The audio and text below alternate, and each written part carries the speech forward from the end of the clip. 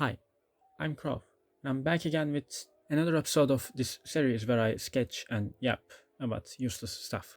I want to do a different video for this day, but I couldn't really come up with anything or work on anything. It's midterm week on my school, and my mind is kind of occupied with that, but not really.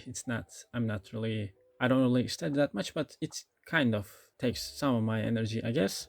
So yeah, I'm practicing some poses with foreshortening involved because I want to kind of get better at that and make a tutorial about it. But yeah, I kind of understand them, but I also don't. We'll see. So in this video, I want to talk about burnout because I've been feeling burned out lately. I feel like I'm doing my best with what I have and like working kind of hard, and it feels like it's not really working.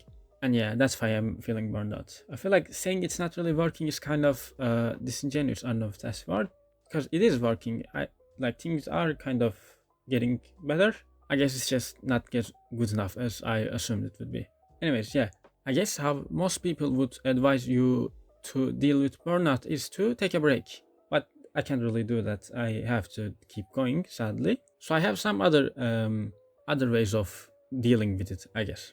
Whether it be learning art or doing content creation as an artist, I think the best way of dealing with burnout in these scenarios is to change things up. For learning art, this could just be like changing what you're currently trying to learn, like, because I don't know, like forcing it doesn't really help it, in my opinion. It doesn't really make you learn faster. So yeah, just change things up. Like if you're trying to learn perspective and it's not really clicking, don't bother with it anymore for the moment, at least. Just change it up, like try to learn lighting and rendering stuff, and then you can go back to it later. And when it comes to doing content creation, try to change your content a little. Like if you're normally doing character drawings, maybe try to do animation, or maybe process videos where you kind of talk over your process of drawing something. Just change things up. This is something that I apply even like when I'm not really burned out. Like I just apply this in general. Like for learning art, if something isn't really clicking, I stop with it,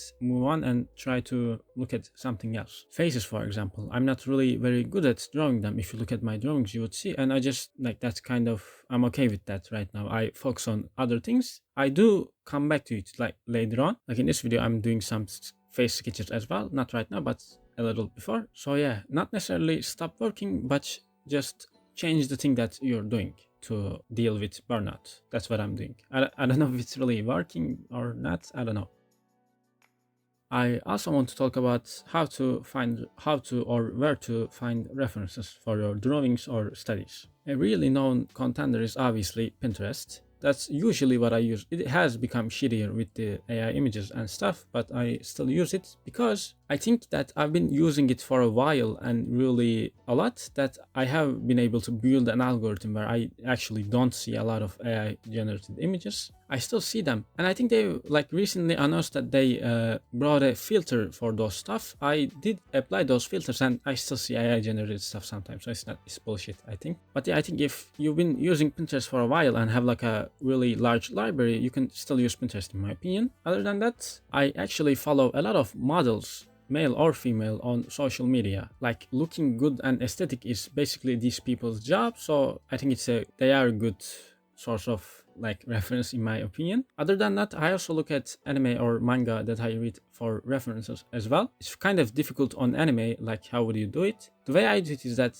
as I'm watching, I will pause and like take note of the minute that the image that I want to use it in, and come back to it later on. This could get really boring and frustrating though, so I wouldn't really recommend it that much. It's a lot doable on manga and webtoon and stuff. The webtoon app itself already has like a built-in screenshot feature anyway, so I do use that a lot, for example. So yeah, Pinterest, models on social media, and anime, manga, and webtoon. That's gonna be it. This is gonna be a shorter video. As I said, I'm kind of busy and burned out. I will make up to it in the next week though, so be on the lookout for it. If you watched this far, drop the snail emoji. Thank you for watching till then. Have a nice day.